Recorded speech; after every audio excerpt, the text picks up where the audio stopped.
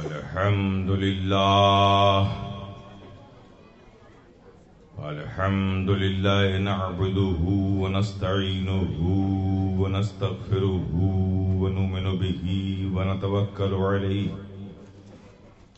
ونعوذ بالله من شرور أنفسنا ومن سيئات أعمالنا من يهده الله فلا مضل له ومن يضلله فلا هادي له ونشهد أن لا إله إلا الله وحده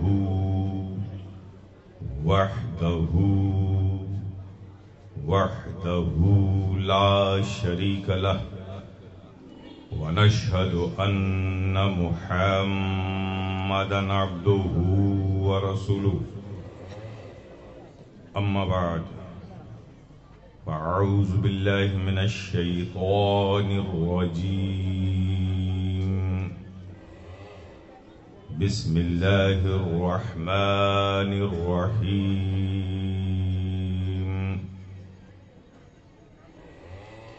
إنا أعطيناك الكوثر فصل لربك وانحر إن شانئك هو الأبتر صدق الله مولانا العظيم وصدق رسوله النبي الكريم ونحن على ذلك لمن الشاهدين والشاكرين والحمد لله رب العالمين.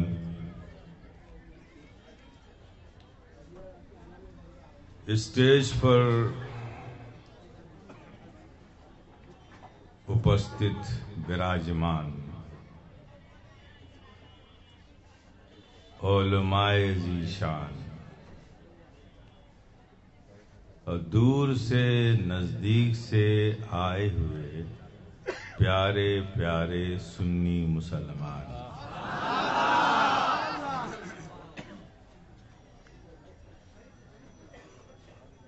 कुछ कहने और सुनने से पहले आइए हम सब मिलकर अपने कल्ब को इश्क व मोहब्बत से सरशार करके मदीने की पुरबहार गलियों का तसव्वुर करके गुंबदे खजरा के हसीन तसव्वुरात में खोकर ताजदारे मदीना राहते कल्ब व सीना सल्लल्लाहु ताला अलैहि वसल्लम के हुजूर मोहब्बत से झूम झूम कर पूरी दयानतदारी के साथ पूरी ईमानदारी के साथ दरूद पाक पढ़ें. अल्लाहुम्मा सल्ली अला सय्यिदिना मौलाना मुहम्मद व अला आलि सय्यिदिना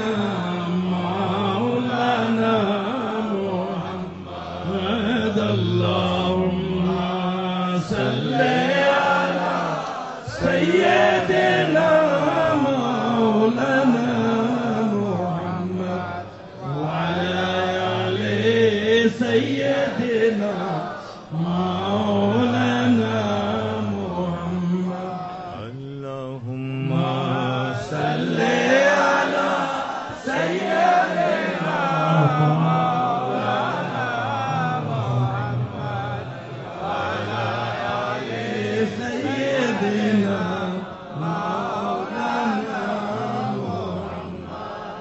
سبحان اللہ. خدائے برتر و بالا ہمیں پتہ کیا ہے،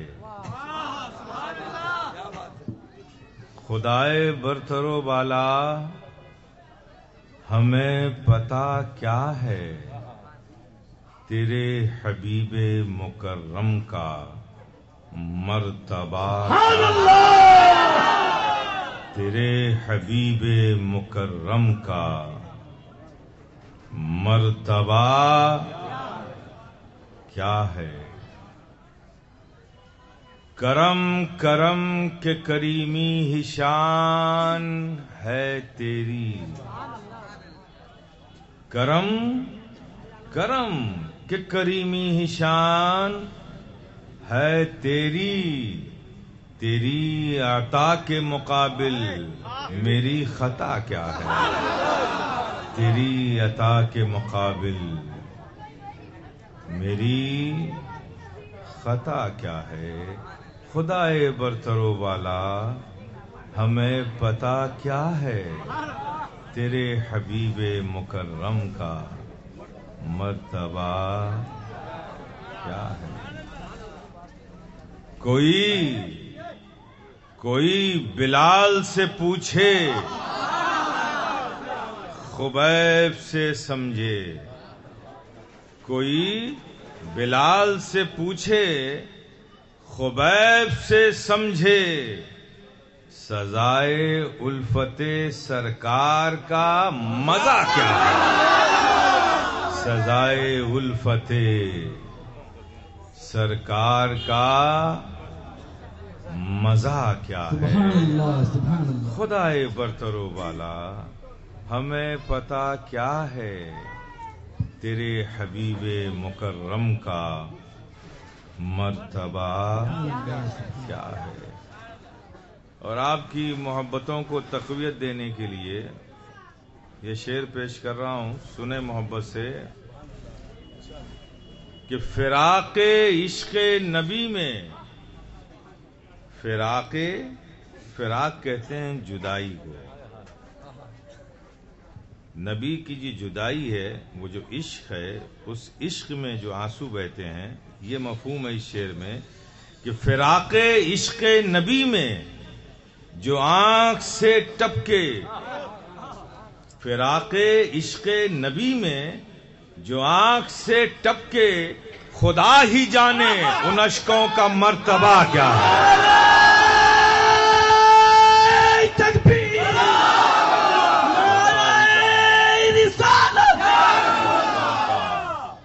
مرتبہ کیا ہے۔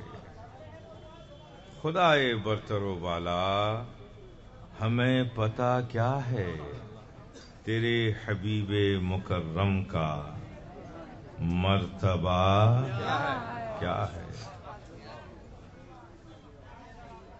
اب حاصل کلام یہ شعر سنیں کہ کی محمد سے وفا،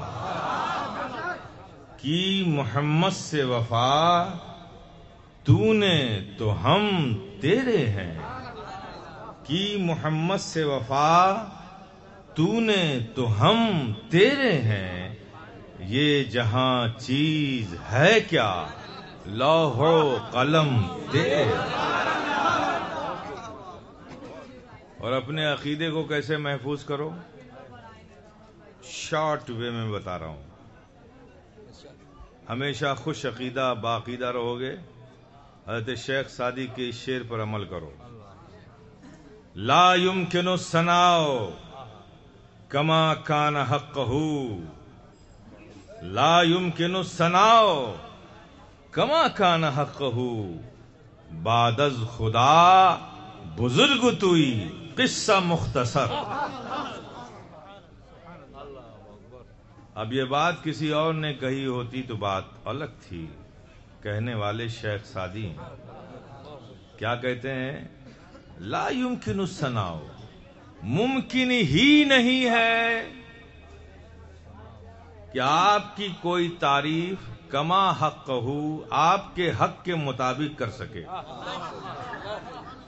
یہ نہیں کہا کہ مشکل ہے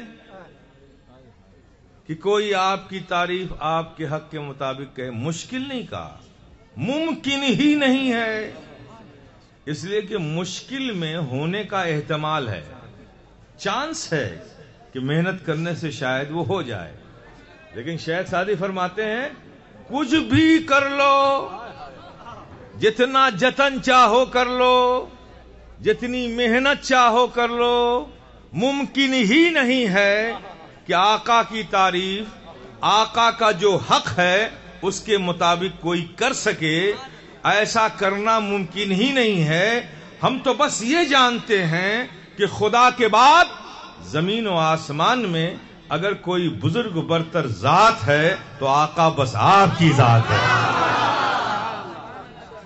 آقا آپ کی ذات ہے، آپ کی ذات ہے. اب شیخ سعدی نے یہ بات کہی ہے تو صرف محبت میں نہیں کہی ہے، کچھ دلیل بھی ہے. ممکن نہیں ہے. کیسے ممکن نہیں ہے؟ فرماتے ہیں ممکن نہیں ہے تو کوئی دلیل بھی تو ہونی چاہیے کہ ممکن کیوں نہیں ہے. کیوں نہیں ہے؟ تو میرے پیارے ایک طریقہ میں آپ کو بتاؤں. کسی کی تعریف کرنے کے لیے جیسا وہ ہے ویسی تعریف کرنے کے لیے اس کی حقیقت کو جاننا ضروری ہے کہ نہیں؟ مجھے پتا نہیں ہے کہ آپ ڈاکٹر ہیں، کہ آپ فزیشین ہیں، کہ آپ کیمسٹ ہیں، کہ آپ سرجن ہیں، کہ آپ کسان ہیں، کہ آپ دکاندار ہیں، آپ بزنس مین ہیں، آپ پروفیسر ہیں، آپ لیکچرر ہیں، آپ مدرس ہیں. آپ کیا ہیں جب مجھے پتا ہی نہیں ہے آپ کی حقیقت؟ تو پھر کامن ورڈز ہم استعمال کریں گے آپ کی تعریف میں. آپ بہت اچھے ہیں، looking you are very smart, آپ بہت اچھے لگتے ہیں دکھنے میں، آپ کی بات بڑی اچھی ہے، آپ بڑے اچھے ہیں. یہ سب کامن ورڈز کا استعمال کریں گے. لیکن جو وہ ہے جب ہمیں معلوم ہی نہیں کہ وہ کیا ہے اس کے مطابق تو تعریف نہیں ہوگی نا. تو اس کے مطابق تعریف کرنے کے لیے ضروری ہے کہ جانا جائے کہ اس کی تعریف ہم کر رہے ہیں وہ ہے کون، اس کی حقیقت کیا ہے. اب ہم نے جانا ہے کہ مولانا شہریار مفتی ہیں، عالم ہیں، یہ ہمیں معلوم ہے. اب جب مفتی شہریار کی تعریف کریں گے ہم تو کیا کہیں گے؟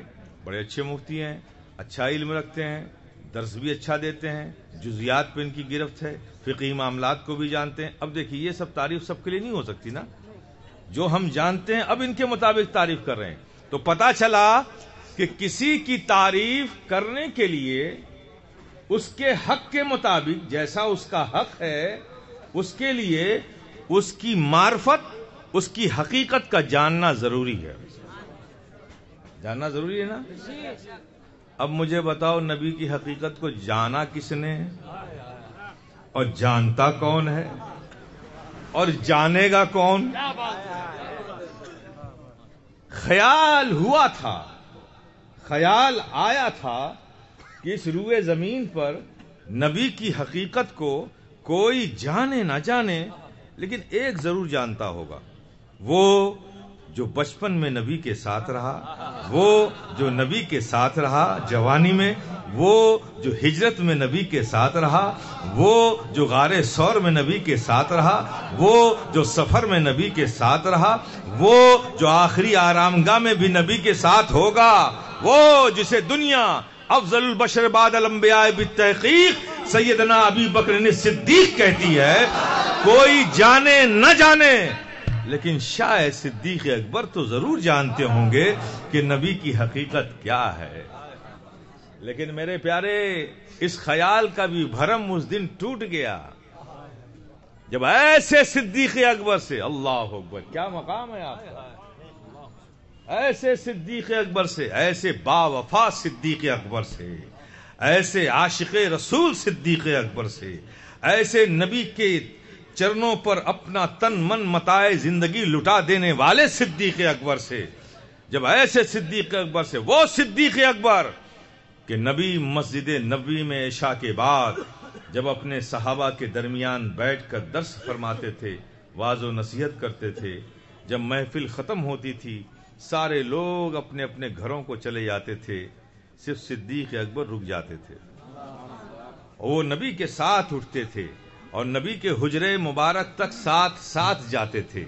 نبی جب حجرے مبارک میں اپنے دروازے سے اندر چلے جاتے تھے اور دروازہ بند ہو جاتا تھا تب بھی صدیق اکبر گھر نہیں جاتے تھے بلکہ نبی کی اسی چوکھٹ پہ سر رکھ کر سو جاتے تھے.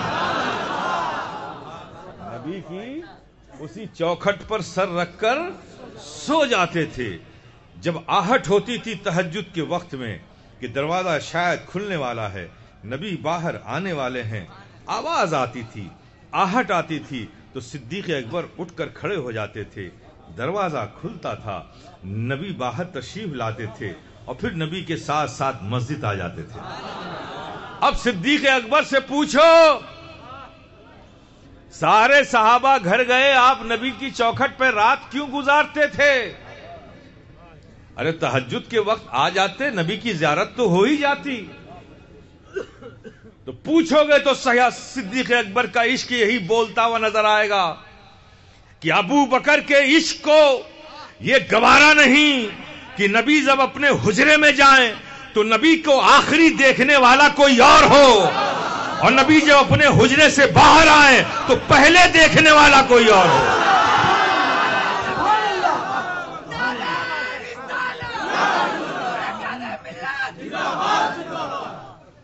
یہ ابو بکر کے عشق کو گوارا نہیں کہ نبی حجرے میں جائیں تو نبی کو آخری دیکھنے والا ابو بکر کے علاوہ کوئی اور ہو، اور نبی جب حجرے سے باہر آئیں تو نبی کو پہلا دیکھنے والا ابو بکر کے علاوہ کوئی اور ہو۔ ایسے عاشق سیدنا ابو بکر صدیق رضی اللہ تعالیٰ عنہ، ان سے نبی کہہ رہے ہیں۔ خیال تھا کہ یہ شاید حقیقت و معرفت جانتے ہوں گے نبی کی، لیکن جب ایسے صدیق اکبر سے نبی نے یہ کہا، یا ابا بکرن لم یعرفنی حقیقتاً غیر ربی، اے ابو بکر میری حقیقت کو میرے رب کے سوا کسی نے نہیں جانا۔ اے ابو بکر تم میرے ساتھ زیادہ ضرور رہے ہو، بچپن میں رہے ہو، جوانی میں رہے ہو، سفر میں رہے ہو، ہجرت میں رہے ہو، آخری آرام گاہ میں بھی ساتھ رہو گے، لیکن اس ساتھ رہنے سے یہ نہ سمجھ لینا کہ تم نے میری حقیقت بھی سمجھ لی ہے۔ ایسے صدیق اکبر سے نبی فرما رہے ہیں، اور کیا فرما رہے ہیں؟ رب کے سوا کسی نے نہیں جانا، رب کے سوا کسی نے نہیں جانا۔ اب رب کے سوا کی ذرا ایک لسٹ بناؤ دماغ میں۔ آدم، حضرت آدم رب تو نہیں ہے نا، رب کے سوا ہے نا؟ تو آدم رب کے سوا، شیش رب کے سوا، نوح رب کے سوا، داؤد رب کے سوا، زکریا رب کے سوا، ایوب رب کے سوا، یعقوب رب کے سوا، موسیٰ رب کے سوا، سلیمان رب کے سوا، یوسف رب کے سوا، نوح رب کے سوا، عیسیٰ رب کے سوا، موسیٰ رب کے سوا، ابراہیم رب کے سوا، اسماعیل رب کے سوا۔ یہ سب کوئی رب تو نہیں ہے نا، سب رب کے سوا ہے نا۔ اب آؤ آقا کی بارگاہ میں، آقا آپ بھی تو رب نہیں ہیں، آپ بھی تو رب کے سوا ہیں۔ کہا یہی تو کہنا چاہتا ہوں کہ میں کیا ہوں وہ میں بھی نہیں جانتا، وہ تو صرف رب جانتا ہے۔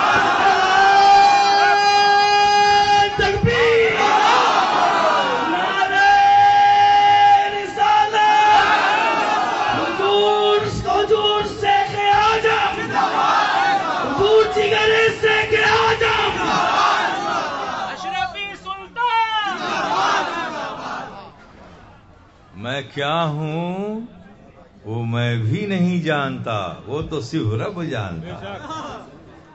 تو جس کی حقیقت کو صرف رب جانتا ہو، اس کی تعریف کو اس کے حق کے مطابق کرنا ممکن کیسے ہو سکتا ہے؟ لا یمکن الثناء کما کان حقہ بعد از خدا بزرگ توئی قصہ مختصر۔ یہ عقیدہ مضبوطی سے پکڑے رہو گے، کبھی گمراہ نہیں ہوگے۔ سمجھ گئے نا؟ اتنا اور کتنا، کنتو پرنتو، بٹ، لیکن، وائی، واٹ نان سینس۔ جس کی حقیقت کا پتہ ہی نہیں ہے وہاں کنتو پرنتو کیا لگاتے ہو؟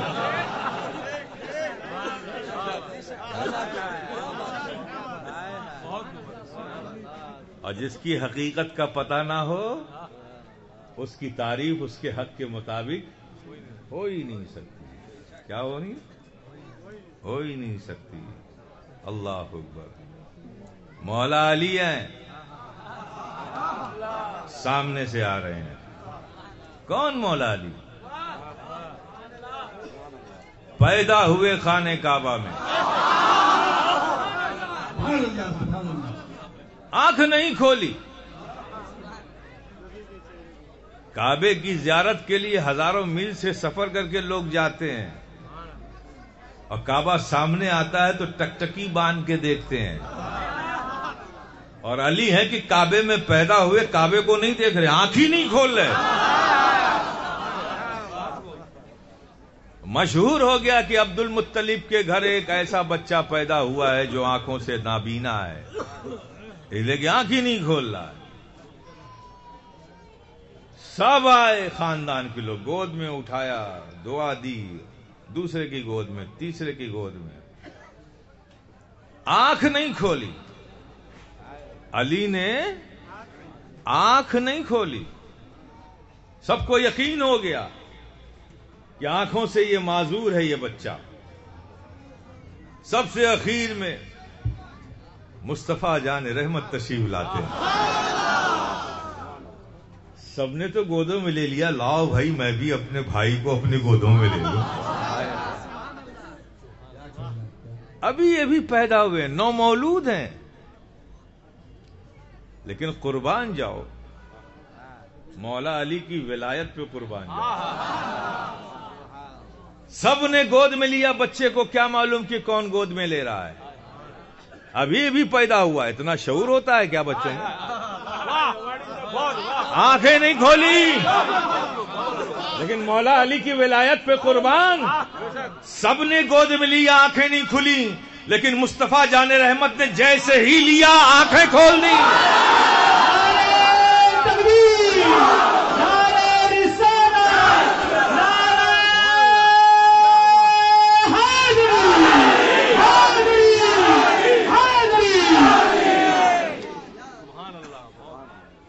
اور مولا علی نے اعلان کر دیا کعبہ تو پھر دیکھیں گے، پہلے جانے کعبہ کو تو دیکھ لیں.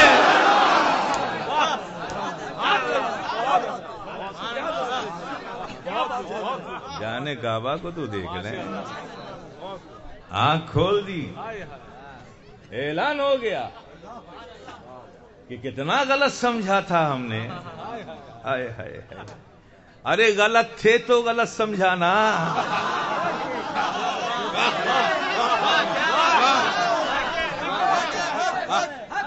جب حق کی گود میں علی آیا تو حق کو دیکھنے کے لیے آنکھیں کھول دی. ایسے مولا علی،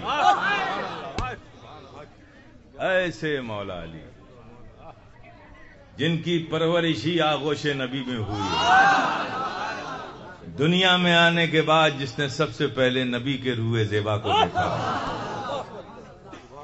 اور سب سے پہلے علی کی منہ میں لعاب دہن اگر کسی نے ڈالا ہے تو سرور کائنات کا گیا. ایسے علی، مولا علی سامنے سے آ رہے ہیں. ہائے ہائے ہائے، نبی بھی ادھر سے آ رہے ہیں.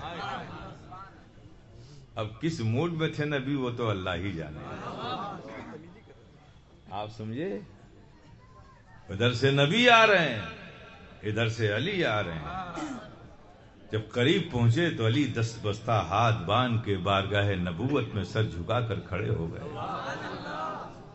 نبی نے یہ انداز دیکھا، علی کا مسکرا پڑے. یہ ادب دیکھا، یہ محبت دیکھی، مسکرا پڑے. پھر الگ ہٹ کے بات کر دی نبی نے، اے علی تم نے محمد الرسول اللہ کو کبھی دیکھا ہے؟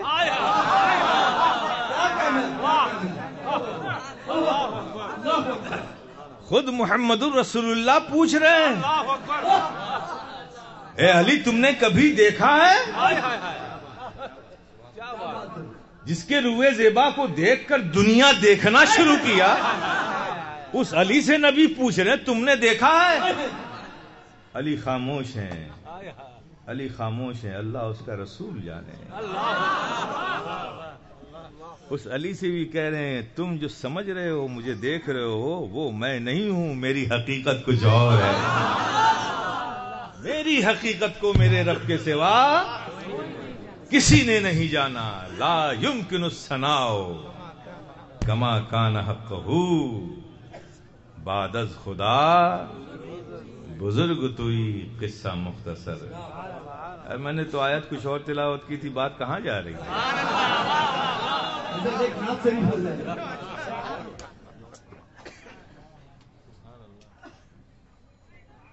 ہم ایسے نبی کے امتی ہیں جس کی حقیقت کی معرفت صرف رب کو ہے، اور لاجیکل بھی بات سمجھ میں آتی ہے. کوئی تھا ہی نہیں، صرف رب تھا، رب کے سوا کچھ تھا ہی نہیں. اللہ نے سب سے پہلے ایک نور کی تخلیق فرمائی اور اس نور کو اپنے قرب خاص میں رکھا. وہ نور کیا تھا؟ نور محمدی تھا.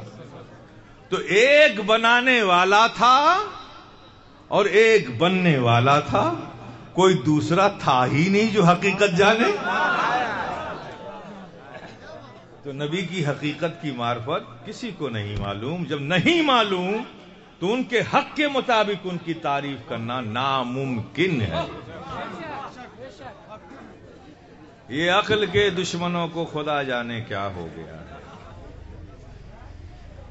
کیا ہو گیا ہے. حضرت جبریل علیہ السلام، اللہ اکبر، یہ سارے فرشتوں کے لیڈر ہیں. کیا ہیں؟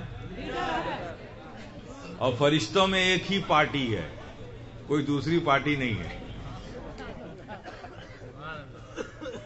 ہمارے یہاں کئی پارٹی ہوتی ہے نا، اپوزیشن رولنگ، وہاں صرف ایک پارٹی.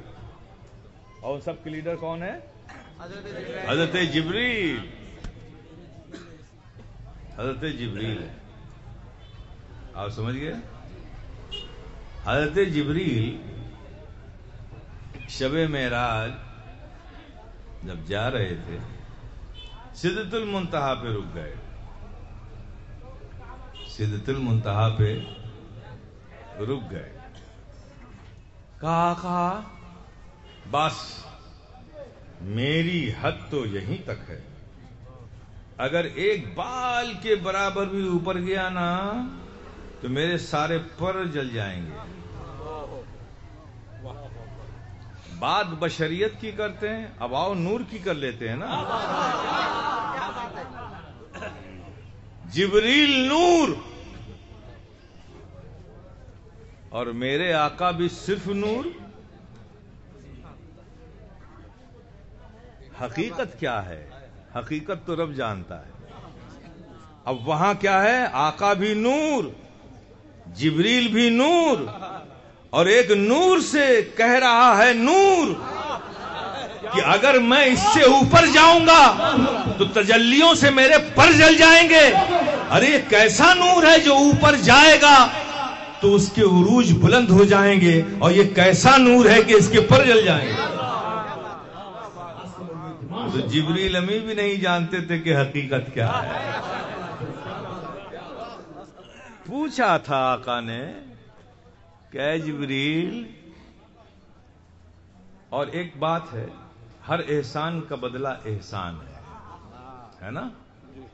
تو ایک احسان کیا تھا جبریل نے آقا کے جد پر.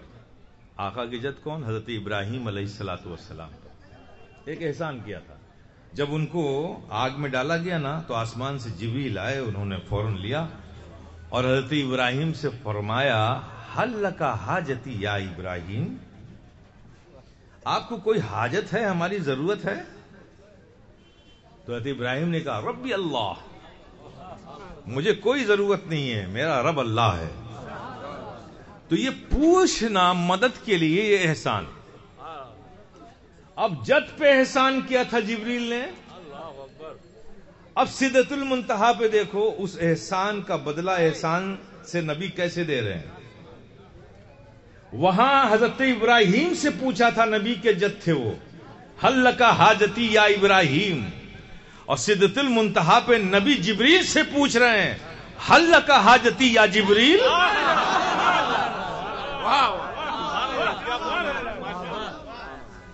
تم نے میرے جد پر یہ پوچھ کر احسان کیا تھا، آج میں تم سے پوچھتا ہوں کہ تمہاری کوئی حاجت ہے جبریل تو بتاؤ.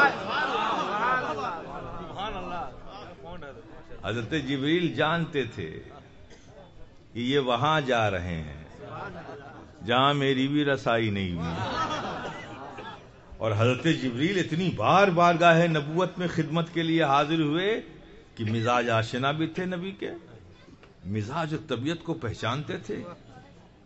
کہاں یا رسول اللہ؟ قربان جاؤ یار، ہم کس نبی کی امت ہیں، قربان جاؤ. حضرت جبریل جانتے تھے. پوچھا ہاں یا رسول اللہ مجھے ہے حاجت، ہے حاجت. کہا بولو جبریل تمہاری کیا حاجت ہے؟ کہا یا رسول اللہ آپ آج وہاں جا رہے ہیں جہاں کسی کی رسائی نہیں، قرب خاص میں جا رہے ہیں، تو میری یہ حاجت ہے کہ میری ایک سفارش رب سے فرما دیجیے گا. جبریل کیا سفارش ہے؟ کہا کہ بس اتنی سفارش ہے کہ جب آپ کی امت پلسرات سے گزرے تو اس کے پروں کو، اس کے قدموں کے نیچے مجھے پر بچھانے کی اجازت مل جائے.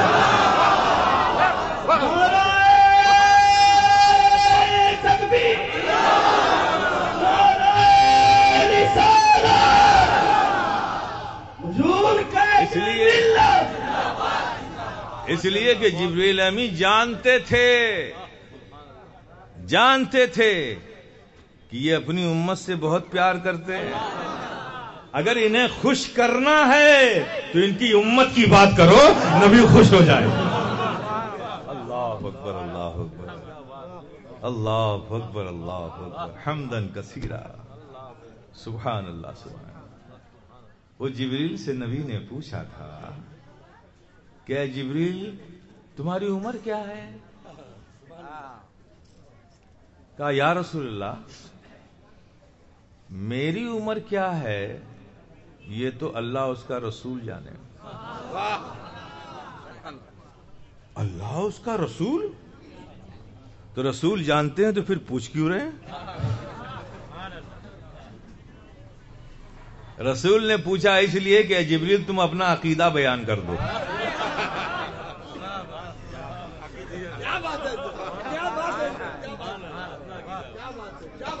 جبریل کا عقیدہ یہ ہے کہ وہ خود اپنی عمر نہیں جانتے، لیکن یہ ضرور جانتے ہیں کہ اللہ اس کا رسول ضرور جانتا ہے. اور یہاں بحث ہو رہی کہ رسول یہ جانتے ہیں اور وہ نہیں جانتے.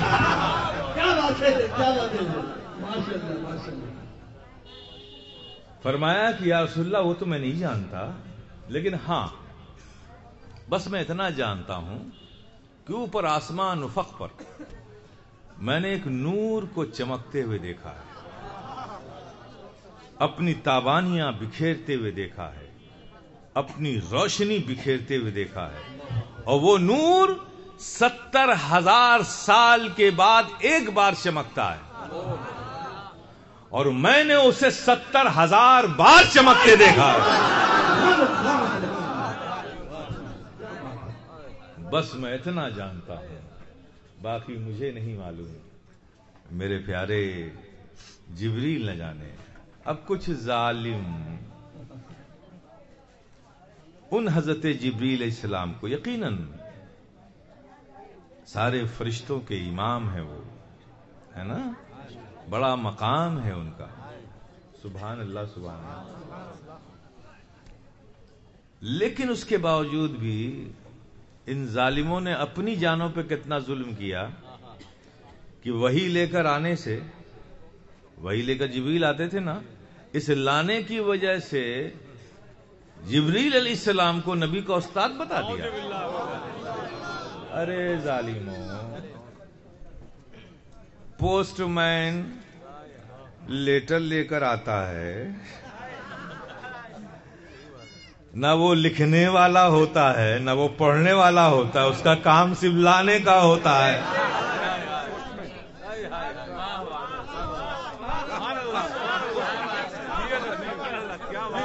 صرف لانے کی وجہ سے تم نے جبریل علیہ السلام کو استاد کہہ دیا. ارے ظالموں، اپنی جانوں پہ رحم کھاؤ. استاد لے کے آئے، دلیل لے کے آئے، دیکھیے پڑھایا. اچھا کیا پڑھایا؟ غار ہرا میں تھے نبی، پڑھایا نا اقرا پڑھیے. اور دوسرا ترہ یہ ہے، اس کا ترجمہ نبی نے کیا فرمایا؟ ما انا بقارئین. جبریل نے کہا اقرا، پڑھیے، تو نبی نے کیا فرمایا؟ ما انا بقارئین. یہ ظالم ترجمہ کیا کرتے ہیں ما انا بقارئین کا کہ یہ میں پڑھنا نہیں جانتا. ارے ظالم، نہیں جانتا عربی کا کون سا ورڈ ہے جس کا ترجمہ نہیں جانتا کر رہے ہو تم؟ ما انا بقارئین کا مطلب تو یہ ہوا کہ میں پڑھنے والا نہیں. یہ نہیں جانتا کس ورڈ کا ترجمہ کر رہے ہو؟ ما انا بقارئین جو بچے اچھی طرح سے جانتے ہیں، ما انا بقارئین میں پڑھنے والا نہیں. یہ کیوں کہا نبی نے؟ جبریل تو وہی لے کے آئے تھے نا. تو یہ سمجھ میں تب آئے گا کہ پہلے یہ دیکھو کہ نبی اس وقت کیا کر رہے تھے. نبی اس وقت غار حرا میں بیٹھ کر اللہ کی یادوں میں مستغرق تھے، ڈوبے ہوئے تھے ذکر الہی میں. اب اس ڈوبے ہوئی حالت میں جبریل آئے، اقرا کہا، ڈسٹربنس ہوا. میں نہیں پڑھتا، مجھے ڈسٹرب مت کرو، میں ذکر الہی میں ہوں، اس وقت مستغرق ہوں. اقرا، پڑھیے. میں نہیں پڑھتا. یاد الہی مستغرق ہے، میں نہیں پڑھتا. اب جبریل امی پریشان کہ نبی نے وہی بھیجی ہے، یہ کہتے ہیں میں نہیں پڑھتا، کریں تو کیا کریں. تو پھر جبریل امی نے نبی کو اپنے سینے سے لگایا. پھر ظالموں نے غلطی کی کہ جبریل امی نے سینے سے لگا کے نبی کو پڑھنا سکھا دیا. ایسے ظالم ہے. اور اللہ فرماتا ہے کہ جو اپنی جان پہ رحم نہیں کرتے اللہ ان پہ رحم نہیں کرتا. ایسے ظالم ہے جو پڑھنا ہی نہیں جانتا تھا. حضرت جبریل نے جب سینے سے لگایا کہ کیا بات ہے، یہ وہی لے کر آیا ہوں، یہ اقرا کہہ نہیں رہے ہیں، تو سینے سے لگایا. جب سینے سے لگایا تو جبریل امی پر ظاہر ہوا کہ نبی جس کی یاد میں ڈوبے ہوئے ہیں، جب تک ان کا نام نہ لیا جائے گا نبی پڑھنے والے نہیں ہیں. تو پھر جبریل نے کہا اقرا باسم ربک الذی. جب رب کا نام لیا تو نبی پڑھنے لگے.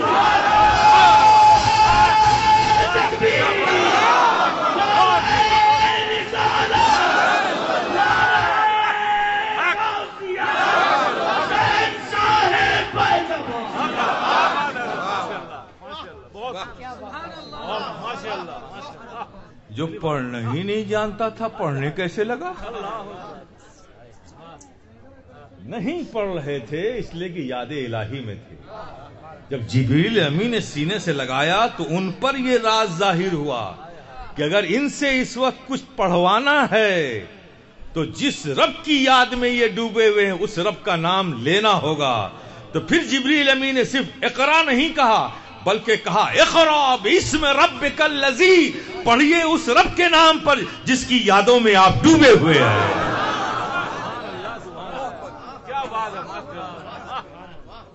تو نبی پڑھنے لگے.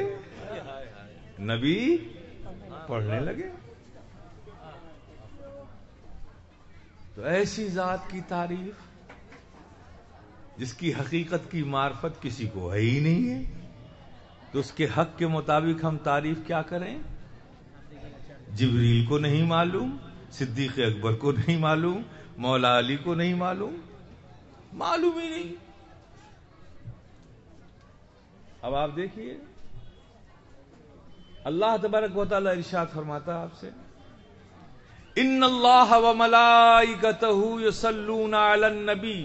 بات بڑھتی جا رہی ہے دوسری طرف. دیکھیے اب ایسا چھڑ گیا ہے کہ واپس آنے کو دے نہیں رہا.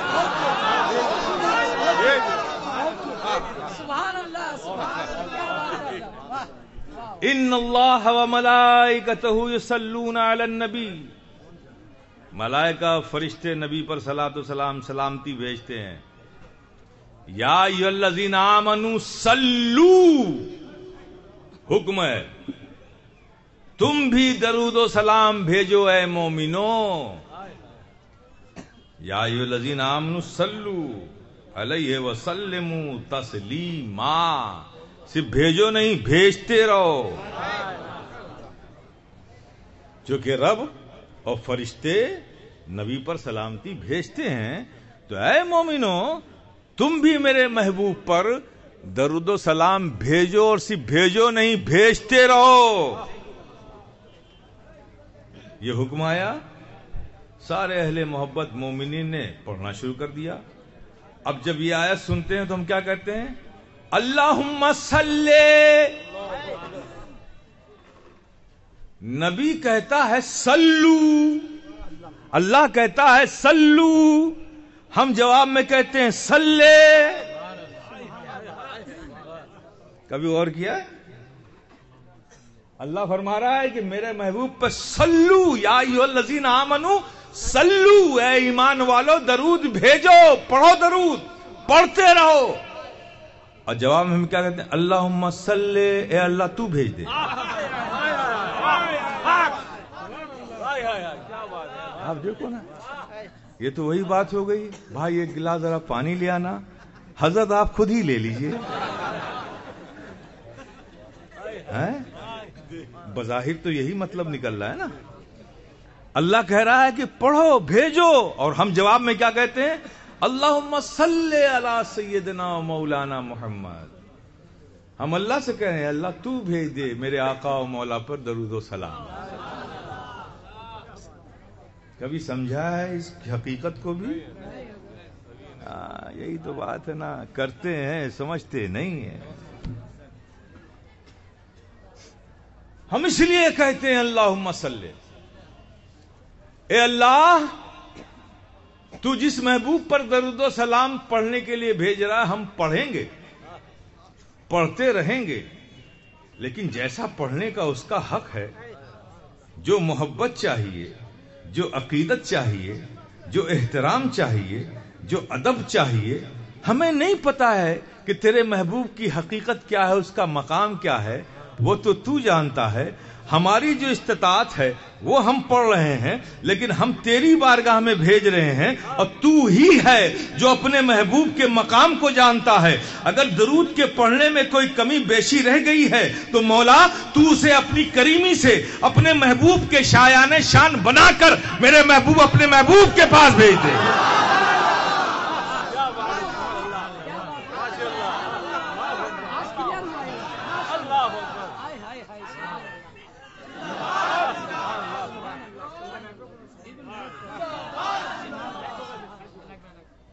ہمیں نہیں پتا کہ تیرے محبوب کی عظمت و شان و حقیقت کیا ہے، تو نے حکم دیا ہم پڑھ رہے ہیں، لیکن پڑھنے میں وہ احترام ہے کہ نہیں، وہ ادب ہے کہ نہیں، نبی کی وہ عظمت کا پہلو ہے کہ نہیں ہمارے پڑھنے میں، یہ گستاخی نہ ہو جائے تو مولا ہم عاجز بندے درود و سلام تیری بارگاہ میں پہنچا رہے ہیں، اب اس میں اگر پڑھنے میں مقام میں کچھ کمی رہ گئی ہے تو اپنی کریمی سے، چونکہ تو ہی ہے جو اپنی محبوب کی حقیقت کو جانتا ہے، تو ہمارے اس درود کو اپنے محبوب کی شایان شان بنا کر محبوب کی بارگاہ میں پہنچا رہے ہیں۔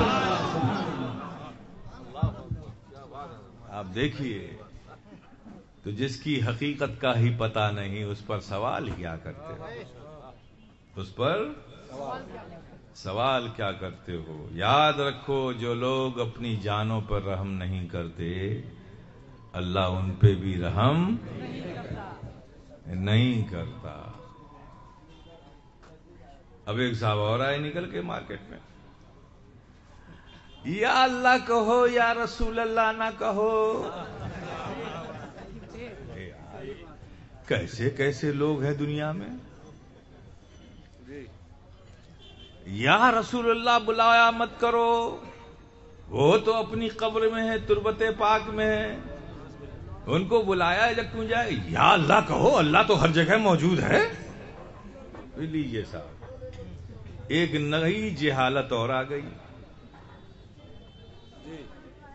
اب میں ان سے پلٹ کر پوچھوں کہ یا اللہ کہو، صحیح، ہم بھی کہتے ہیں تم بھی کہتے ہو، ہم جو سمجھ کر کہتے ہیں وہ ہم بعد میں بتائیں گے۔ اب میرے سوال کا جواب تم دو کہ یا اللہ اے اللہ، اللہ کو بلا رہے ہو نا؟ اے اللہ، اللہ کو بلا رہے ہو نا؟ تو کیا سمجھ کے بلا رہے ہو؟ اللہ تم سے دور ہے؟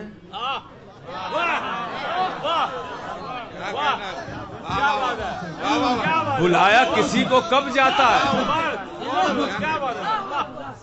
بلایا کسی کو کب جاتا ہے؟ جب وہ دور ہو، یا قریب ہے لیکن تمہاری طرف دیکھ نہ رہا ہو، تو اس کی توجہ کو اپنی طرف کرنے کے لیے بلاتے ہو، ہے نا؟ تو کیا سمجھ کے بلا رہے ہو اللہ کو؟ وہ تم سے دور ہے یا قریب ہے، تمہاری طرف متوجہ نہیں ہے؟ ارے وہ رب تو ہماری شہرک سے زیادہ قریب ہے۔ دور مانا تو ایمان گیا، قریب مانا متوجہ نہ مانا تو ایمان گیا۔ اب ظالموں پہلے یہ بتاؤ کہ تم اللہ کو کیا سمجھ کے بلا رہے ہو؟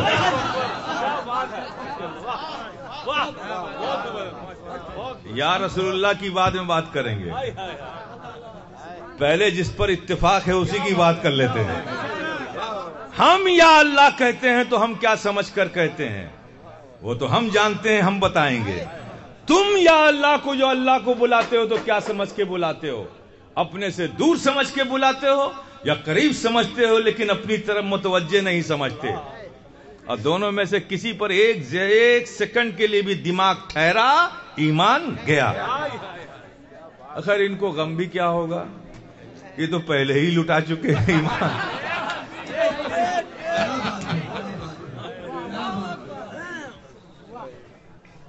جس کی جیب کٹ گئی ہو وہ جیب تھوڑی بچائے گا، ہے نا؟ اب جیب میں کچھ ہے ہی نہیں تو کٹنے کا خطر بھی نہیں ہے۔ اب جن کے جیب میں مال ہے بھئی انہی کو بچانا پڑے گا۔ آپ کی جیب میں مال ہے اس لیے بتا رہا ہوں، کیسے بچائیں گے؟ ہم جب اہل سنت والجماعت، اہل حق یا اللہ کہتے ہیں تو اس سے مراد ذات خدا مراد نہیں ہوتی، اس ذات کو ہم نہیں بلاتے۔ یا اللہ سے اللہ کی ذات کو نہیں بلاتے، وہ تو ہماری شرک سے زیادہ قریب ہے۔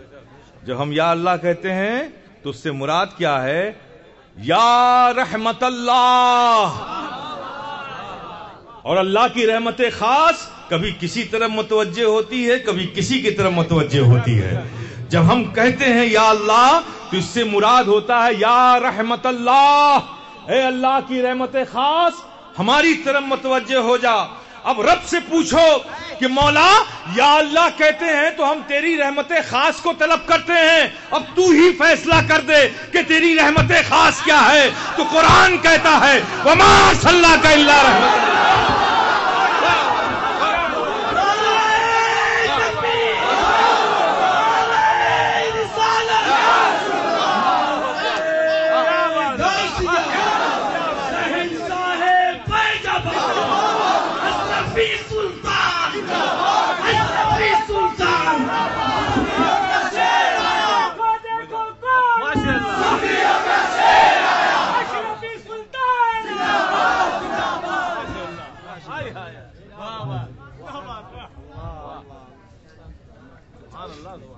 یہ سنی بیوقوفوں کا نام نہیں ہے،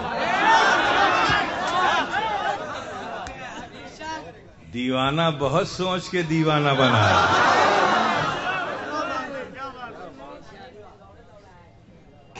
ایسا نہ سمجھ لینا کہ یہاں عقل والے نہیں ہیں، لیکن ہاں ہماری عقلیں عشق مصطفیٰ کی زنجیروں میں بندھی ہوئی ہیں۔ تمہاری عقلیں آزاد ہیں لیکن ہماری عقلیں عشق مصطفیٰ کی غلامی کی زنجیروں میں بندھی ہوئی ہیں۔ اسی لیے کہتا ہوں کہ گتھیاں تقوی کی سب کھل جائیں گی، گتھیاں تقوی کی سب کھل جائیں گی، ان کے رندوں سے نہ الجھا کیجیے، ان کے رندوں سے نہ الجھا کیجیے۔ یا اللہ، یا اللہ، یا رحمت اللہ، یا رحمت اللہ۔ اسی لیے سنی اب رحمت اللہ ہی حاصل کرنا ہے نا، اللہ کی رحمت ہی حاصل کرنا ہے نا، تو کبھی یا اللہ کہہ کے حاصل کر لیتا ہے، کبھی یا رسول اللہ کہہ کے حاصل کر لیتا ہے، کبھی یا اللہ کہہ کے حاصل کر لیتا ہے اور کبھی یا رسول اللہ کہہ کے حاصل کر لیتا ہے۔ گتھیاں تقوی کی سب کھل جائیں گی، ان کے رندوں سے نہ الجھا کیجیے۔ بحمدہ تعالی بات بہت آگے جا رہی ہے بھائی، میں بات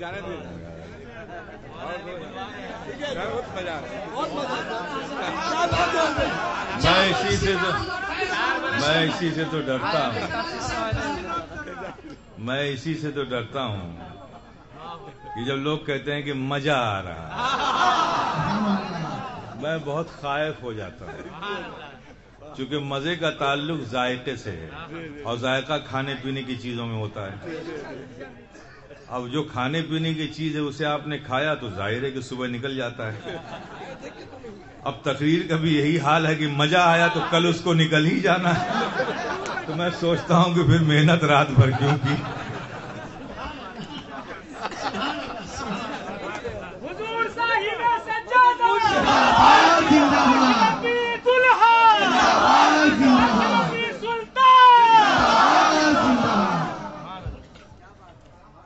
میرے پیارے یہ تو عقیدے کی بات ہو گئی۔ ابھی دیکھیے حضرت شیخ سعدی نے اپنے ایک شعر ہی میں الجھا رکھا ہے مجھے، کوئی حقیقت کو نبی کے کیا جانے گا، کوئی کیا سمجھے گا، اللہ اکبر، شکر کرو اللہ کا ہزار ہزار کروڑ کروڑ شکر ادا کرو، تب بھی یہ اللہ کے فضل کا بدلہ ہم نہیں چکا سکتے کہ اس نے ہمیں وہ ایمان والا بنایا جو نبی سے محبت کرنے والا ایمان ہے، نبی کی تعظیم و ادب کرنے والا ایمان ہے، نبی پر متاع زندگی لٹا دینے والا ایمان ہے، نبی کی عظمتوں کے لیے جان قربان کر دینے والا ایمان ہے بحمدہ تعالی۔ اور یہ ایمان جو ہمارے سینے میں ہے نا، یہ کسی نجدی تحریک کا نتیجہ نہیں ہے، کسی نجدی کی وجہ سے یہ ایمان سینے میں نہیں آیا ہے، اس لیے کہ اس پورے بر صغیر میں، مہادویپ میں آج بٹوارا ہوا نا، بنگلہ دیش، پاکستان، افغانستان، نیپال، سری لنکا، ہندوستان، یہ الگ الگ ناموں کے ملک بن گئے۔ پہلے یہ سب بھارت تھے، ایک ہی نام تھا، ٹھیک ہے نا؟ اور یہ نجدی کب سے پیدا ہوئے؟ 300 سالوں سے۔ کتنے سال سے؟ 300 سال۔ 300 ایئرس اگو ان کا بورن ہوتا ہے۔ ان کا جو پہلا خلیفہ ہے محمد بن عبد الوہاب نجدی، ٹھیک ہے؟ ٹھیک۔ لیکن بھارت میں بھارت ہی کہوں گا، چونکہ سمپور انٹائر ایشیا پیسیفک مہادویپ کی بات کر رہا ہوں۔ بھارت کا اسلام سے رشتہ بہت پرانا ہے۔ بھارت میں اسلام اس وقت آ چکا تھا جب مدینے میں امیر المومنین حضرت سیدنا عثمان غنی رضی اللہ تعالی عنہ امیر المومنین تھے۔ اس وقت بھارت میں اسلام آ چکا تھا، اور یہ نزدیک تو 300 سال پرانے ہیں۔ تو ہمارا اسلام، ہمارا ایمان اس وقت سے ہے جب نجدیت کے انڈے بھی نہیں بنے تھے۔ اور یہ اسلام لانے والے کون ہیں؟ یہ بزرگان دین ہیں۔ تو سنی مسلمانوں کے سینوں میں جو ایمان ہے وہ اولیاء کرام کا فیضان ہے، وہ فیضان بن کر ہمارے سینوں میں ہے۔ اس لیے ہمارے دلوں میں نبی کی محبتیں، نبی کا عشق، نبی کا ادب، نبی کا احترام، نبی کی تعظیم، نبی کی تکریم، یہ ہماری جانوں سے زیادہ ہمیں عزیز ہے۔ اور یہ بڑی خوش نصیبی کی بات ہے میرے پیارے، بڑی ہم سب کے لیے خوش قسمتی کی بات ہے۔ ایک بات اور یاد آ گئی، ملکوں کی تقسیم ہو گئی، سیاستدانوں کی بات ہے، لیکن بزرگوں کا ملک تقسیم نہیں ہوا۔ کیا بات ہے، کیا بات ہے، نہیں تقسیم ہوا، اس لیے اب غریب نواز ہندوستان میں ہے، ٹھیک ہے، تو ہندوستان کی سیمائیں کٹی تو بنگلہ دیش بنا، تو پاکستان بنا، تو افغانستان بنا، تو نیپال بنا، تو بھوٹان بنا، شری لنکا بنا، یہ سیمائیں بن گئی، الگ الگ ملک ہوئی، لیکن غریب نواز تو پورے بر صغیر کے تاجدار بنا کے بھیجے گئے تھے۔ تو کیا ان سیماؤں اور ریکھاؤں سے غریب نواز کی محبتیں بھی بٹی کیا؟ نہیں بٹی۔ جتنے چاہنے والے ہندوستان میں غریب نواز کے، اتنے ہی بنگلہ دیش میں بھی ہیں، اتنے ہی پاکستان میں ہیں، اتنے کولمبو کے اندر ہیں۔ ہر سنی مسلمان کے دلوں میں غریب نواز بستے ہیں، محبت رکھتے ہیں۔ تو یہ بزرگوں کا فیضان بٹتا نہیں ہے، یہ بانٹنے سے بڑھتا چلا جاتا ہے، بٹ کے کم نہیں ہوتا۔ کہیں بھی رہو ان کی محبتیں تمہارے سینوں میں ہے، وہ موجود ہے۔ یہی وجہ ہے کہ اکابرین علماء دین یہ 300 سالوں سے یہ نس سے آئے ہوئے چوہے ہمیں پریشان کر رہے ہیں، لیکن ہمارے علماء اکابرین ان کا جواب دے رہے ہیں۔ ہم ان سے بھی کہتے ہیں یا ایھا الذین آمنوا آمنوا، اگر ایمان والے خود کو سمجھتے ہو تو ایمان والے ہو جاؤ، اور ایمان والے ہونے کے لیے بغیر عشق مصطفیٰ، بغیر تعظیم مصطفیٰ، بغیر ادب مصطفیٰ یہ ممکن ہی نہیں ہے کوئی ایمان والا رہ سکے۔ یہ کرنا پڑے گا۔ اب آپ دیکھیے، اللہ نے قرآن میں ایک ہی آیت ہے، اقیموا الصلاۃ، نماز قائم کرو، کما حقہ، جیسا اس کا حق ہے۔ مولا یہ نماز کیا ہے؟ یہ لفظ صلاۃ کے معنی کیا ہے؟ بیان کہیں نہیں ہے، قرآن میں آگے کہیں اس کی وضاحت نہیں کہ صلاۃ یہ ہے۔ اب ظاہر ہے کہ جب صلاۃ کا ورڈ اٹھائیں گے تو ڈکشنری دیکھیں گے۔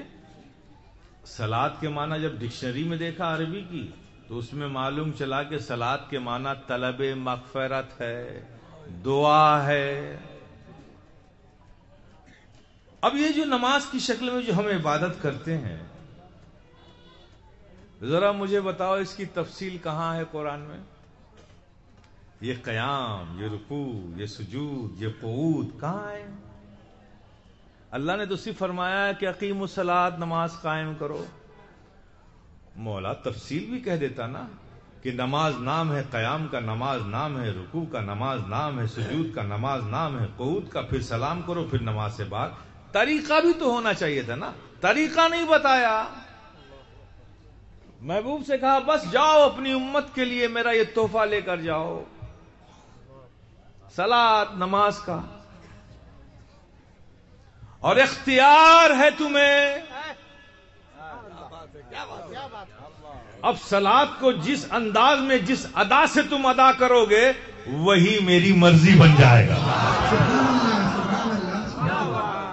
وہی میری رضا بن جائے گی، وہی میری عبادت بن جائے گی۔ اب نبی نے سوچا کہ دعا، طلب مغفرت، یہ عبادت کی کیسے جائے؟ تو جاتے وقت نبی نے دیکھا تھا یہ کچھ فرشتے قیام کی حالت میں ہیں جب سے پیدا کیے گئے۔ یہ قیام کیا؟ کہا ہاں یہ اس وقت سے ہیں جب سے پیدا کیے گئے قیام کی حالت میں کھڑے۔ اور اوپر گئے تو دیکھا کچھ فرشتوں کو رکوع میں ہے۔ کہا یہ کیا ہے؟ کہا جب سے یہ پیدا ہوا یہ رکوع میں ہے۔ اور اوپر گئے تو کہا یہ کیا ہے؟ کہا جب سے پیدا ہوا یہ سجدے میں ہے، سر ہی نہیں اٹھایا۔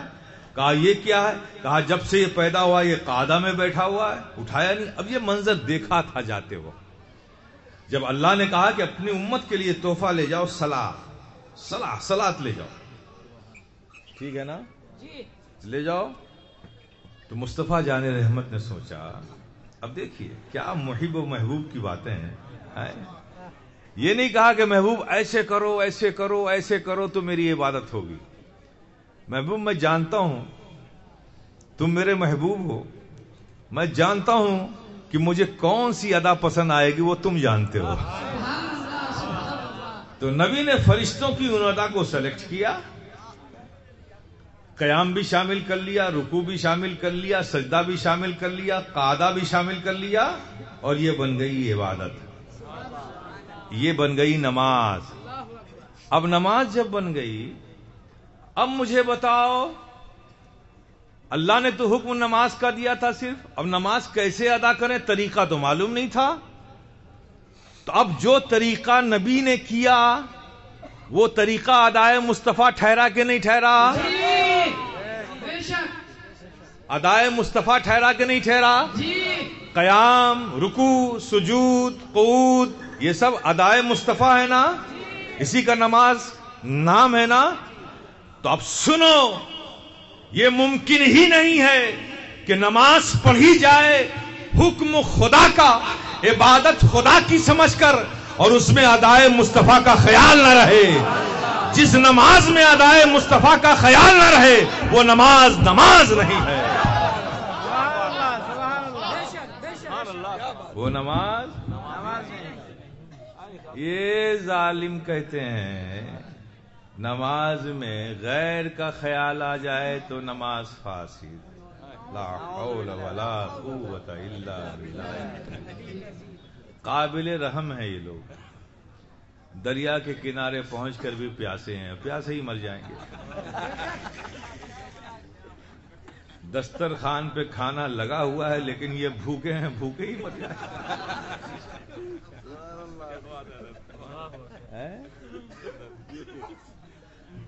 غیر کا خیال آ جائے نبی کا تو پھر نبی کی نماز کے بارے میں کیا کہو گے؟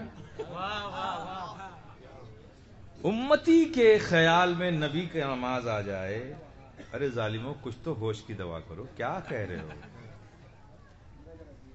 امتی کی نماز میں نبی کا خیال آ جائے تو نبی نماز فاسد، نماز میں فساد.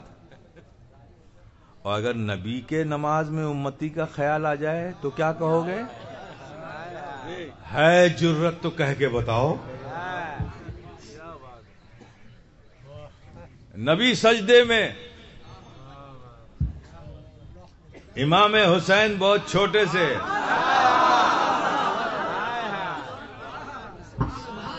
چلتے چلتے ننھے ننھے معصوم قدموں سے آگے بڑھے، چونکہ آقا کی یہ محبت تھی نواسوں سے کہ وہ جھک جاتے تھے، اپنے نواسوں کو کندھے پر بٹھا کر گھوڑے بن جاتے تھے، اور فرماتے تھے کہ میرے نواسو، یہ میری زلف عنبر جو ہے اسے مضبوطی سے پکڑ لو. جبریل جن کے تلووں کے دھول کو اپنی آنکھوں میں لگائیں، وہ نبی نواسوں سے کہتے ہیں کندھوں پر بیٹھ کر میں گھوڑا بن جاتا ہوں اور تم میرے زلف عنبر کو، کاکل عنبر کو تم مضبوطی سے پکڑ لو. پکڑواتے تھے نبی. جب سجدے کی حالت میں دیکھا تو حضرت امام حسین نے سمجھا کہ شاید نانا گھوڑا بنے ہیں اور ہمیں بٹھانے کے لیے سجدے میں، اور نبی ہے عبادت میں. نبی نے عبادت شروع کی کس کے لیے؟ اللہ کے لیے. اب حسنین کریمین جب شانوں پر سوار ہو گئے تو نبی سر نہیں اٹھا رہے، سر نہیں اٹھا رہے. سبحان ربی الاعلی، سبحان ربی الاعلی. ابھی حسین اترے نہیں، سبحان ربی الاعلی. ابھی اترے نہیں، سبحان ربی الاعلی. ابھی اترے نہیں، سبحان ربی الاعلی. ابھی اترے نہیں، سبحان ربی الاعلی. نبی سجدے کو طول دے رہے ہیں، طویل دے رہے ہیں. سر جھکایا تھا خدا کے لیے اور سر اٹھا نہیں رہے ہیں حسین کے لیے.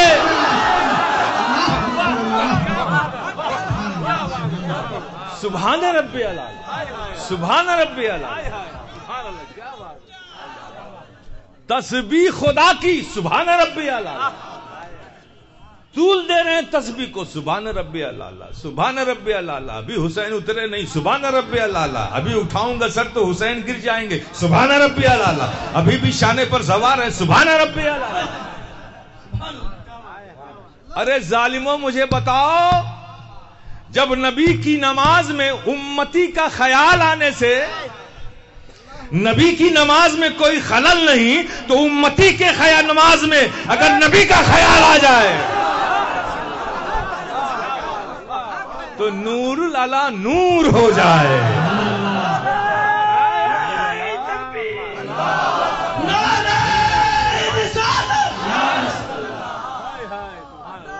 نور العلا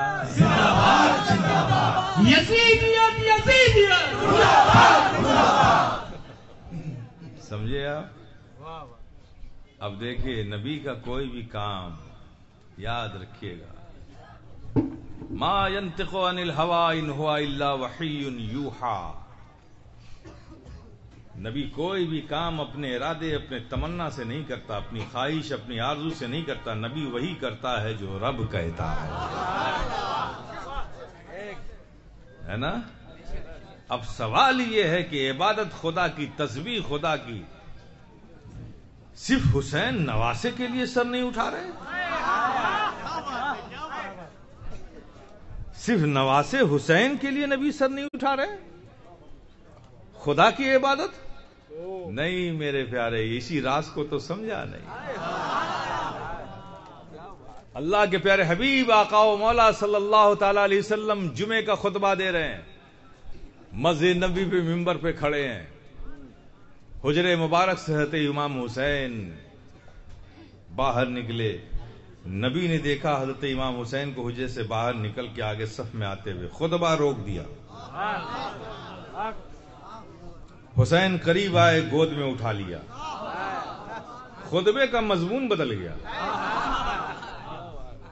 فرماتے ہیں یا ایھا الناس انظر ھذا حسین۔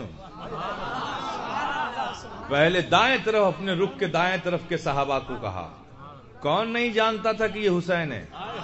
یہ سارے صحابہ روز تو دیکھ رہے تھے کہ یہ حسین ہے، لیکن نبی کیا فرما رہے؟ یا ایھا الناس انظر ھذا حسین۔ پھر نبی سامنے کی طرف مخاطب ہوئے، یا ایھا الناس انظر ھذا حسین۔ پھر نبی اپنے بائیں طرف متوجہ ہوئے، یا ایھا الناس انظر ھذا حسین۔ جب سب کو مخاطب کر چکے تو فرماتے ہیں، یا ایھا الناس انظر ھذا حسین ھذا دین۔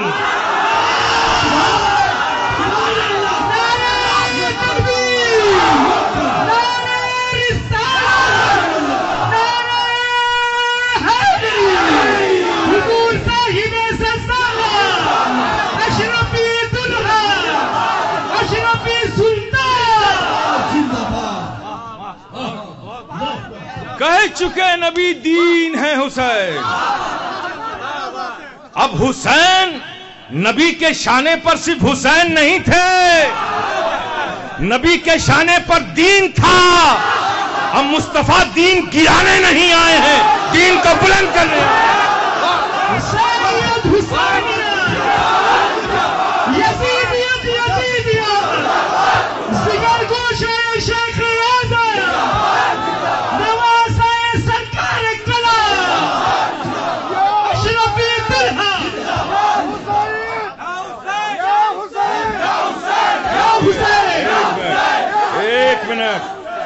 نو، یہ سنیوں کا نعرہ نہیں ہے، صرف یا حسین، یہ سنیوں کا نعرہ نہیں ہے۔ جتنے بھی آقا کی حدیثیں اٹھا کر دیکھ لو گے، الحسن والحسین، الحسن والحسین۔ جب نبی نے دونوں نواسوں کو الگ نہیں کیا تو تم کیوں الگ کرتے ہو؟ تم بھی نعرہ لگاؤ، یا حسن یا حسین۔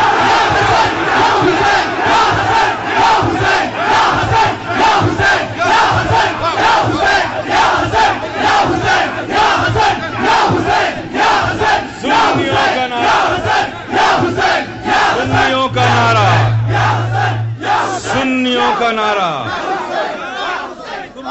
سنیوں کا نعرہ یا حسن یا حسین، یہ نعرہ اب نعرہ یہی لگانا۔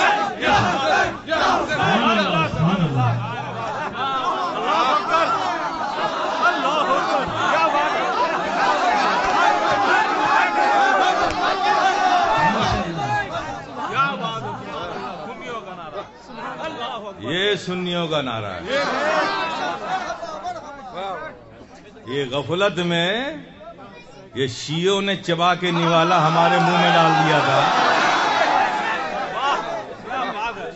ہم اسی ٹریک پہ چلے گئے تھے۔ اب واپس آ جاؤ۔ اب ہماری محفلوں میں محرم کی مجالس میں نعرہ لگے گا تو یا حسن یا حسین،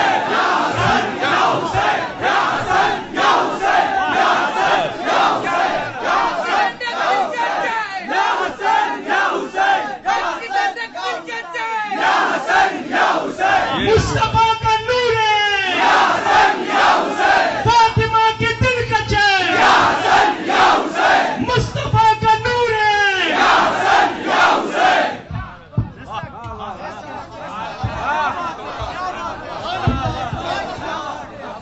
اور ایک نعرہ اور دے رہا ہوں آپ کو،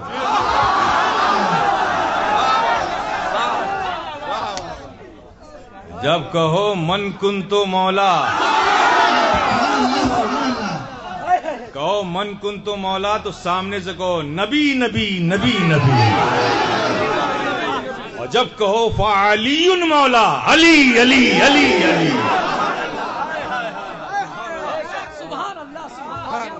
من کنتو مولا نبی نبی نبی نبی، من کنتو مولا علی علی، فہذا مولا علی علی، من کنتو مولا علی علی، فہذا مولا علی علی، جبریل کا نعرہ علی علی، ہم سب کا نعرہ علی علی۔ آپ سمجھے؟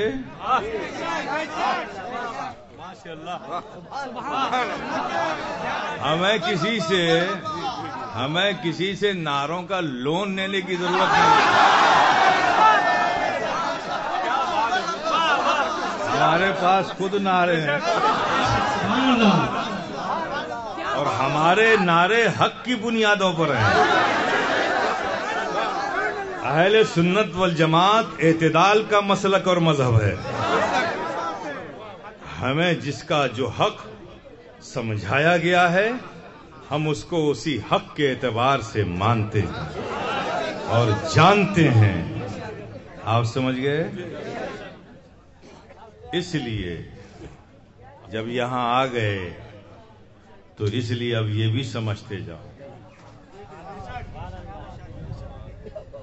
شریعت کے معاملے میں، دین کے معاملے میں اپنی عقل مت لگایا کرو، چونکہ عقل لگانے والے بڑے بڑے لوگ جتنے بڑے تھے اتنے نیچے چلے گئے۔ شریعت کے معاملے میں عقلوں کا استعمال نہ کہا کرو۔ اہل بیت کی محبت ہر سنی کا حق ہے، مولا علی سے محبت ہر سنی کا حق ہے، سیدنا صدیق اکبر کی تعظیم و تکریم ہر سنی کا حق ہے، حضرت عمر فاروق کی محبت تعظیم و تکریم ہر سنی کا حق ہے۔ اور اشرفیوں میں بہت واضح طور پہ کہتا ہوں، معاملہ چاہے تفضیلیت کا ہو، معاملہ چاہے رافضیت کا ہو، مخدوم پاک کا بڑا کھلا موقف ہے۔ پناہ انہی کے دامن میں لینی ہے تمہیں، مرو گے کہیں قبر میں دفن کیے جاؤ گے کہیں، جب حشر و نشر کا وقت آئے گا قبروں سے نکالے جاؤ گے تو کہیں اور نہیں بھٹکو گے، سب سے پہلے کچوچے ہی آؤ گے، اور سارے مخدوم پاک کی قیادت میں اکٹھا ہو کر پھر اس امیر کی اقتداء میں ہمارا سفر آخرت کی طرف شروع۔ آپ سمجھ گئے؟ سمجھ گئے آپ؟ اس لیے یاد رکھنا، مخدوم پاک نے بڑے صاف لفظوں میں رسالہ قبریہ میں یہ درج فرمایا ہے کہ جو ترتیب ہے کہ پہلے خلیفہ راشد حضرت سیدنا صدیق اکبر، ثم عمر، ثم عثمان، ثم علی. مخدوم پاک نے فرمایا کہ ہم اسی پر ہیں اور اسی پر رہیں گے قیامت تک، اور جو اس راہ کو چھوڑے گا اللہ رسول اس سے بیزار ہے اور وہ ہم میں سے نہیں ہے. دھوکے میں نہیں آنا، دھوکے میں نہیں آنا. آج سنیت بڑے خطرناک دور سے گزر رہی ہے. ایک طرف رافضیت کی کھائی ہے، دوسری طرف ناصبیت کا دلدل ہے. ہم سنیوں میں بھی ایک فرقے نکلا ہے، ناصبی ہے. وہ اہل بیت کی تعریف کرو، اہل بیت کی تعریف کرو تو اس کے ہاتھ میں پہلے ہی سے انک لگی ہوئی ایک مہر ہے، ٹھپا لگا دے گا شیعہ کا.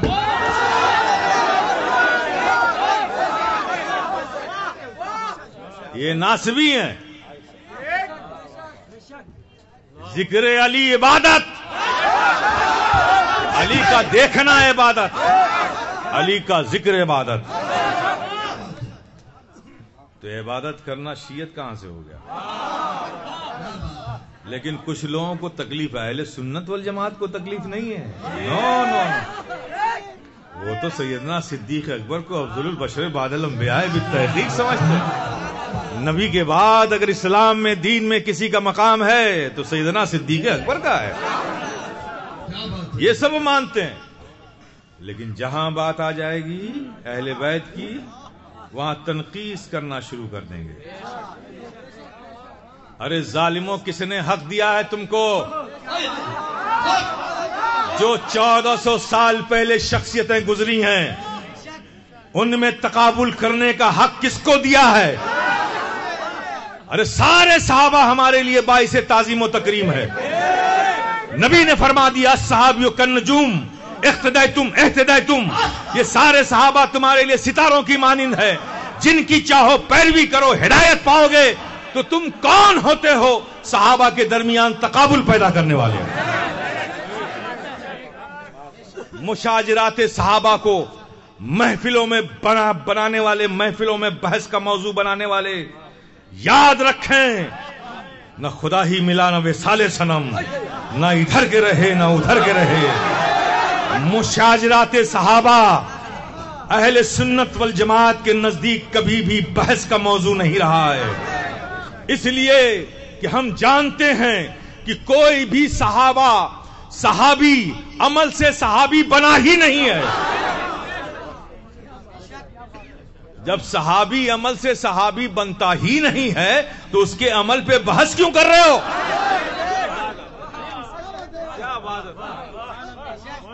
صحابی بنتا ہے ایمان کی حالت میں، نبی کی زیارت سے، نبی کے روئے زیبا کو دیکھ لینے سے صحابی بنتا ہے. عمل سے صحابی نہیں بنتا. عمل تو بعد میں زندگی، اب صحابی بن گیا تو پھر عمل ہی عمل ہے. لیکن جب بنا تھا تو عمل سے نہیں بنا تھا. ورنہ بتاؤ پھر اس صحابی کے بارے میں کیا کہو گے؟ 9-10 کا وقت ہے، گھوڑے سے آتا ہے، نبی کی بارگاہ میں اترا اور آیا، اسلام لایا، گھوڑے پہ چڑھا، روانہ ہوا، ٹھوکر کھایا گھوڑے نے، وہ گرا، وہیں موت ہو گئی. نہ فجر کا وقت تھا، نہ ظہر کا وقت تھا، نہ چاش کا وقت تھا، نہ اشراق کا وقت تھا، نہ مغرب تھا، نہ عصر، کوئی وقت نہیں. ایک وقت کی عبادت نہیں. آیا، ایمان لایا، گھوڑے پہ سوار ہوا، واپس جا رہا تھا، گھوڑے نے ٹھوکر کھائی، گھوڑا بھی گرا، وہ صحابی بھی گرے اور وہیں موت ہو گئی. کوئی عمل تو نہیں کیا. لیکن ان صحابی کا بھی مقام یہ ہے جنہوں نے ابھی عمل کی لذتیں چکھی بھی نہ تھیں کہ موت آ گئی. ان صحابی کا مقام بھی یہ ہے کہ اگر سارے اغواص کو، اقطاب کو، ابدال کو اور نجبہ کو، اوتاد کو اخیار کو اگر سب کو اکٹھا بھی کر دو تو کوئی صحابی کے تلووں کے دھول کے برابر نہیں.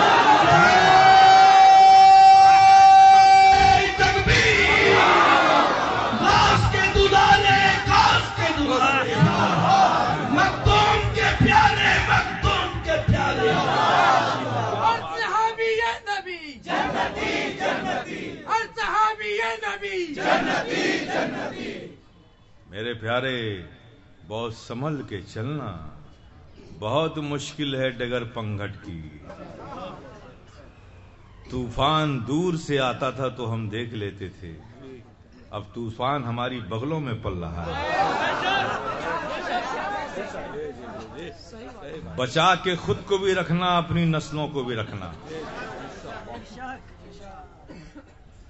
جس طرح سے ایڈ نے مدرسوں کو تباہ کر دیا، ویسے یہ باہر کی دنیا کے ایڈڈ ایجنٹ بھی آپ کے عقیدے کو تباہ کرنے پہ لگے ہوئے.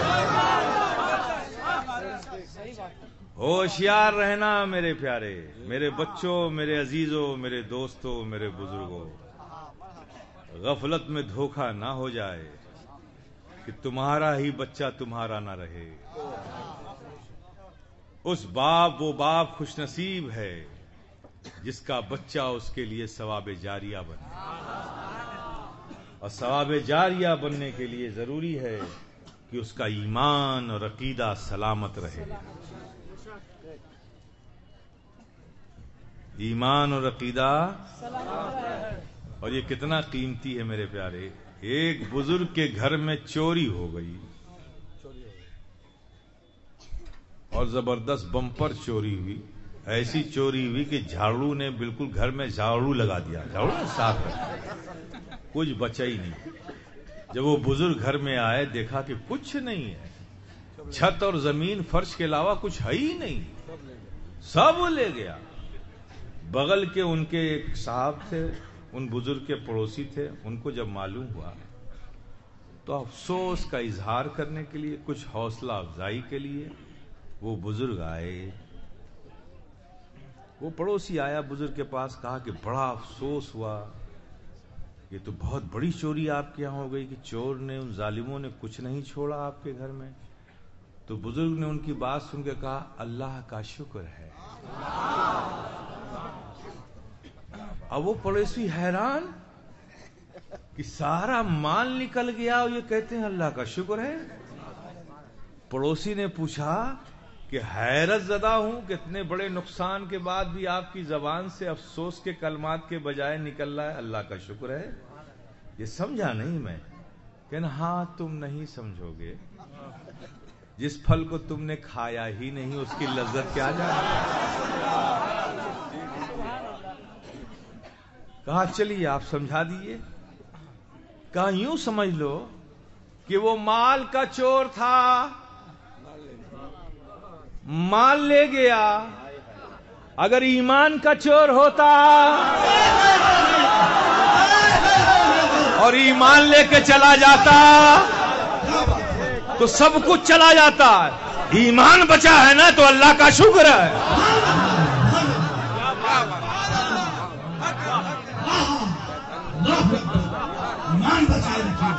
میرے پیارے اسی نظر سے دیکھو، بھوکا رہنا پڑے رہ جاؤ، لیکن ان بوٹیوں، ان شوربے اور سالن اور مکھن میں ڈوبی ہوئی روٹیوں کو لات مار دو جو تمہارے ایمان کو خریدنا چاہتی ہے. ایسے فتنوں کو اپنے اندر پنپنے نہ دو. اپنے عقیدے کو، اپنی عقیدت کو مضبوطی کے ساتھ پکڑے رہو. کیا فرق پڑتا ہے یار، 40 سال تکلیف میں اٹھا لیں گے، پھر نامعلوم سالوں تک آرام ہی تو آرام ہے. 40 سال کے آرام کے لیے نامعلوم سال کو اذیت میں ڈالنا، یہ کون سے نفع کا سودا ہے بھائی؟ اٹھا لیں گے بارے گراں اٹھا لیں گے، مصیبتیں جھیل لیں گے، لیکن ہم اپنے ایمان کا سودا نہیں کریں گے، کسی بھی حال میں نہیں کریں گے۔ اب اس نہ کرنے کے لیے اگر تم پر فزیکل کوئی ظلم کرے تو بلال حبشی کو یاد کر لینا۔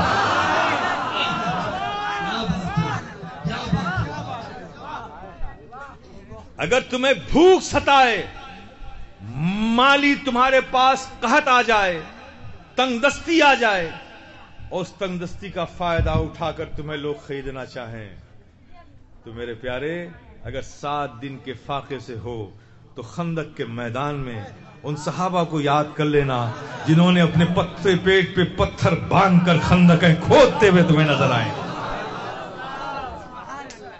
لیکن عہد کرو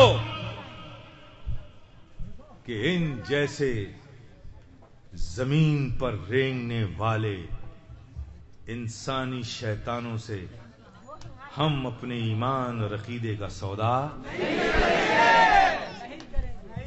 قرآن کی آیت پڑھتے ہو نا، قل اعوذ برب الناس ملک الناس الہ الناس من شر الوسواس الخناس الذی یوسوس فی صدور الناس من الجنۃ والناس۔